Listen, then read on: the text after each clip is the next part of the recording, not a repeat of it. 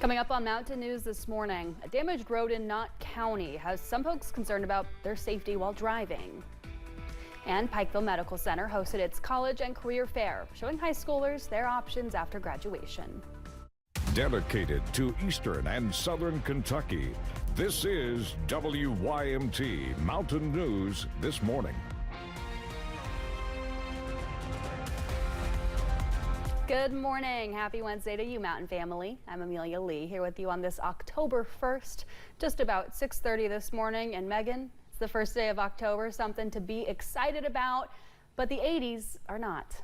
No, they're not something to be excited about, and they're not changing throughout the week. So there's no excitement fluctuation in what you can expect over the next couple of days. So let's break into that forecast as you're heading out the door. Upper 50s and low 60s.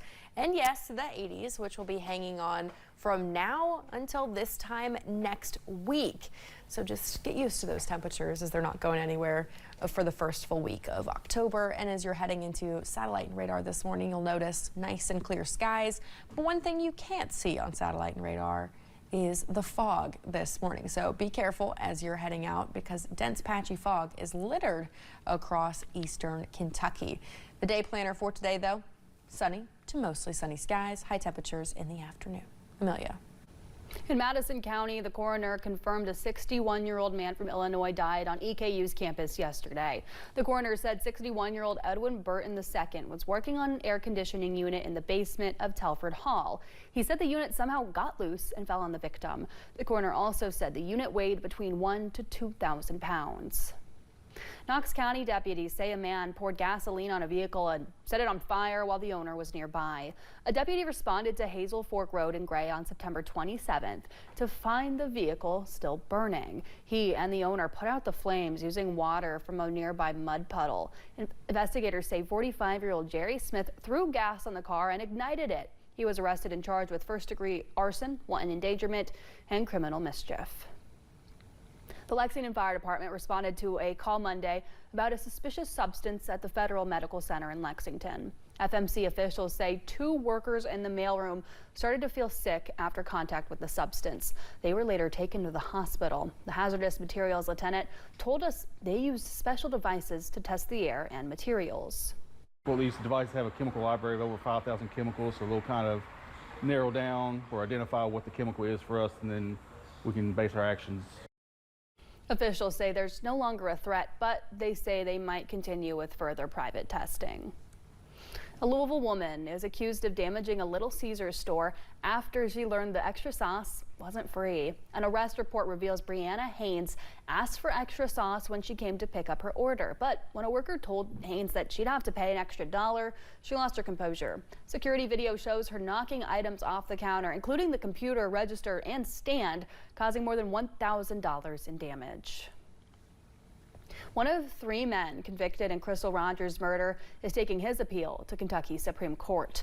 Joseph Lawson's lawyers filed the motion on Monday. Earlier this month, Lawson was sentenced to 20 years in prison for conspiracy to murder and 5 years for tampering with evidence.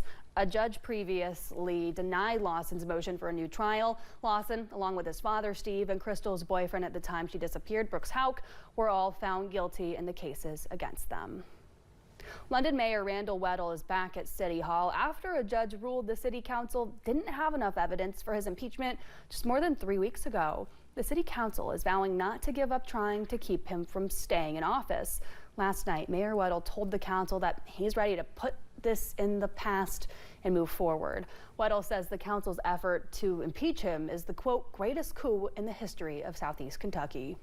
It shows how this council is not responsible. They don't think about the people's tax dollars. I asked them last night to put the feelings aside, told them that I forgave them. We're moving on out of this impeachment. I have no hard feelings, no ill will.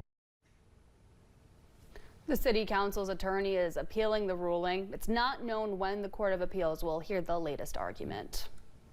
One community in the mountains is moving forward with plans to build an airport. WYMT's Neely Green spoke to an official in Letcher County about the project, more than 2 decades in the making. More than 20 years in the making, Letcher County will soon have an airport. and that's with the help of approximately $2.4 million from a grant agreement with the Federal Aviation Administration. Mid-September 2025, we got a grant agreement with the FAA, and that was just a culmination of a lot of work, a lot of meetings, a lot of paperwork that got us to this point, a lot of support. Chairman of the Letcher County Airport Board, Jeffrey Justice, says the airport can act as a tool, adding additional help to what the area already has. What I like to talk about it as is a tool in our chest whenever we're talking with companies, with government partners, with healthcare partners. It adds something to each of those conversations. The airport will be located in the Arson community of Letcher County. He and Justice wants folks to know they are secure where they are now. We have all of the land that we need for the project. We're not going to be displacing anyone from their homes for road improvements or otherwise. We have everything we need to go forward. So I just want to put people at ease that no one's going to be displaced from their home. Moving forward with the project, the board has an expected timeline for the progress of the airport. The grant will be executed in October 2025. We hope to have the engineering and design done by spring 2027, and then the construction can be bid from that point. Justice says the construction typically takes 3 years, and they hope to have the airport open by 2030. In Letcher County, Neely Green, WYMT Mountain News. Justice says the board is thankful for Congressman Hal Rogers, the Kentucky Department of Aviation, Commissioner Mark Carter, the State Department of Aviation, and local government officials for their support on this project. Folks in Knott County are concerned about a flood-damaged road that they say has not been repaved since the July 2022 flood. One couple in the Dema community says it's a safety issue, especially for school buses. They also say the damage to the road is leading to more maintenance costs for vehicles, including buying new tires about every 6 months. The whole Route 7 and 899 needs repaved. The sides need, the guardrails need to be put back up, and we need help. Somebody needs to fix these roads before someone gets hurt or a school bus wrecks. Desperately, we need help. The Halls say they've reached out to lawmakers and the Highway Department about the issue, but have received no direct answers. Pikeville Medical Center hosted its College and Career Fair Tuesday, bringing high school seniors to the Appalachian Wireless Arena. The event, called The Bridge, brings students together to discuss the variety of careers available to them in the mountains, from first responder roles to technical jobs, and the different potential learning paths to get where they want to go. The event also opens the conversation about the wide array of available career opportunities at PMC, going beyond the usual roles people consider when they hear a hospital is hiring. It is IT, it's technical positions, it's finance. So there's so many different opportunities in healthcare alone in the workforce that exposing these high school seniors to those career opportunities in that environment gives them the opportunity to make good informed decisions. The event was hosted by PMC's Workforce Innovation Center. Students say it served as an eye-opener to show them what's available in the mountains.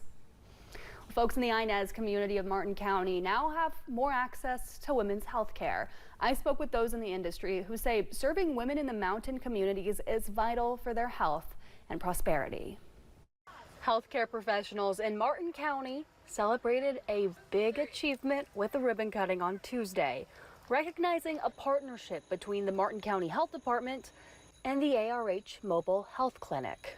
This gives us an opportunity to provide this care that many times women have to wait weeks, if not months, to receive an appointment or have access to that physician in even an urban setting, because OBGYN care is so hard to get access to.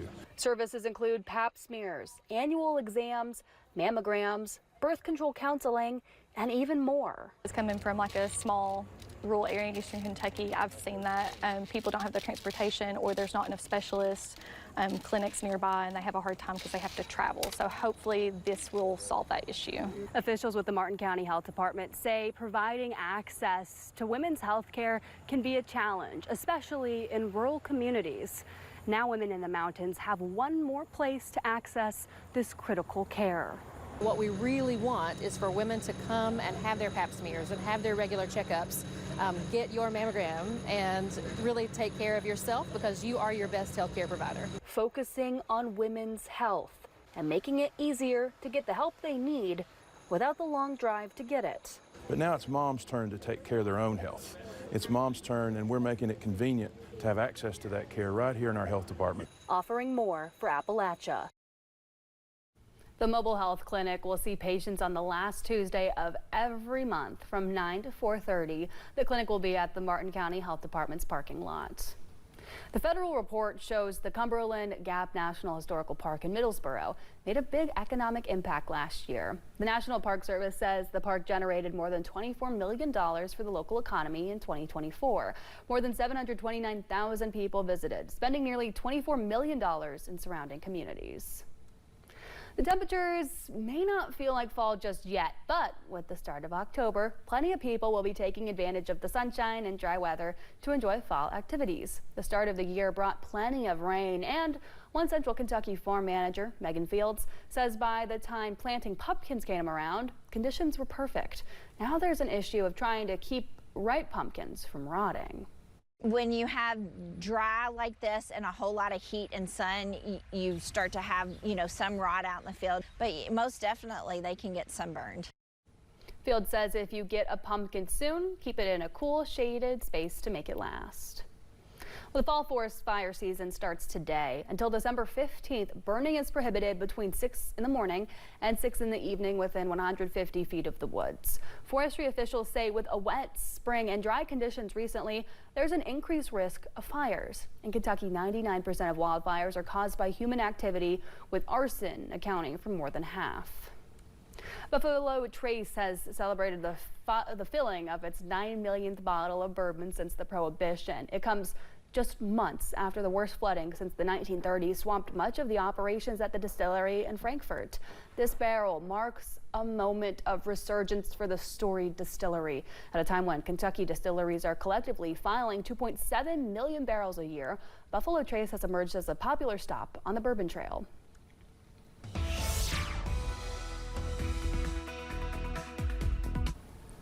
A dense fog advisory is in place for most of the counties in the WYMT viewing area. So as you're starting off your day, keep that in mind. You might need to add a little bit of extra time into your drive this morning and have those low beams turned on. Right now we're seeing the densest fog as we're traveling into Williamsburg and Pikeville. As we're going through the next couple hours, though, you can expect once the fog clears out to see mostly sunny to sunny skies for the day, with temperatures this morning in a mixture of the upper 50s and low 60s. So here's what you need to know as you're going through the next couple hours. On the way to school, you can expect the upper 50s and low 60s with the fog chances. And as you're heading home, sunny skies, the temperatures in the low 80s. Amelia. Well, thanks so much for getting your day started with us on Mountain News this morning at 6:42. With the joy of a new baby, some mothers also experience birth trauma, with help being hard to come by. Travel